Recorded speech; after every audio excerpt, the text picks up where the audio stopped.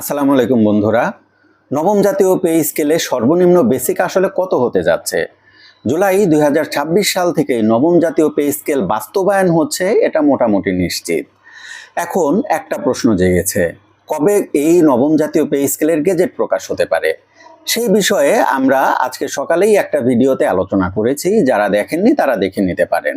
এখন আরও একটা প্রশ্ন মাথাচাড়া দিয়ে উঠেছে, সেটি হলো সর্বনিম্ন বেসিক কত হতে পারে? আমরা বিভিন্ন পত্রপত্রিকা মারফত জানতে পেরেছি যে নবম জাতীয় পে স্কেলে পে কমিশন যতটুকু সুপারিশ করেছে সেই সুপারিশ থেকে কিছুটা কাটছাট হতে পারে। বাস্তবতা কি বলছে? বাস্তবায়ন কমিটি আসলে কি ভাবছে?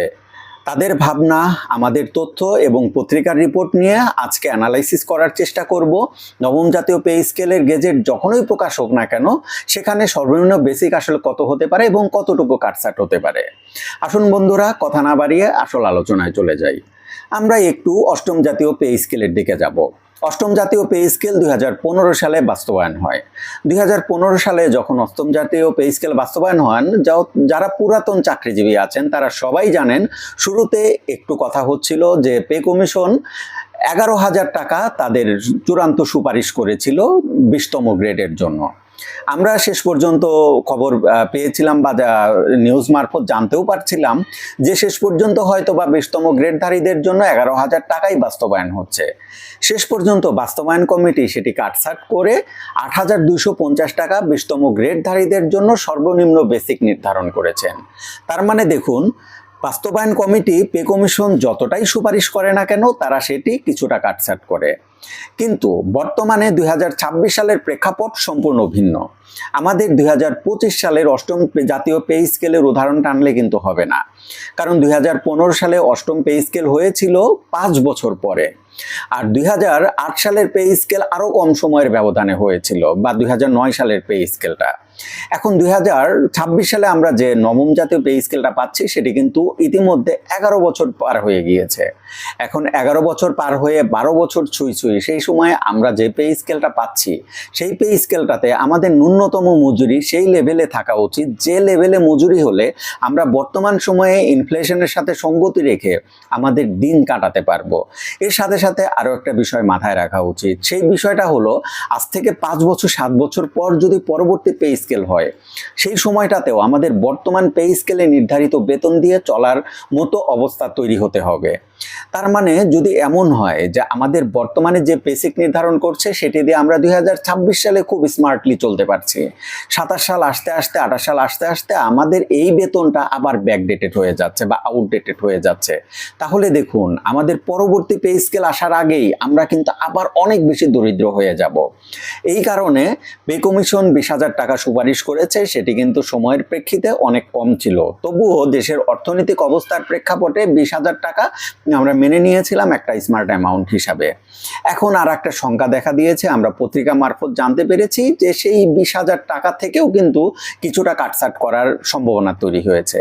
আমরা যতটুকু জানতে পেরেছি যে অনেক পত্রিকা বলছে যে অনেক বেশি কাটছাট হবে, শতভাগ বেসিক বাস্তবায়ন করা হবে, অর্থাৎ বর্তমানে 8,250 টাকা আছে, সেটি গিয়ে 16,500 টাকা বা 17,000 টাকা বা কিছু এমন কিছু একটা হতে পারে। কিন্তু আমাদের অ্যানালাইসিস, আমাদের প্রাপ্ত তথ্য এবং আমাদের ধারণা থেকে আমরা বলছি যে সেটি কোনোভাবেই 120%-এর নিচে আসবে না। এখন আমরা 8,250 টাকাকে যদি 120% বর্ধিত করি, তাহলে সেটিও কিন্তু 18,150 টাকার আশেপাশে হচ্ছে।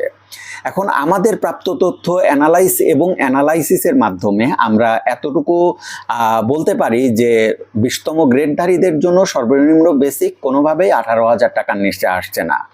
আমাদের প্রত্যাশা থাকবে সেটি যেন 20,000 টাকা বা এর আশেপাশেই কিছু হয়, এবং কোনোভাবেই যেন সেটি 18,000 টাকার নিচে না আসে, এবং 18,000 টাকার নিচে যদি চলে আসে তাহলে সেটি সরকারি চাকরিজীবীদের ভবিষ্যৎ পথ চলার জন্য অনেক বেশি কঠিন হয়ে যাবে।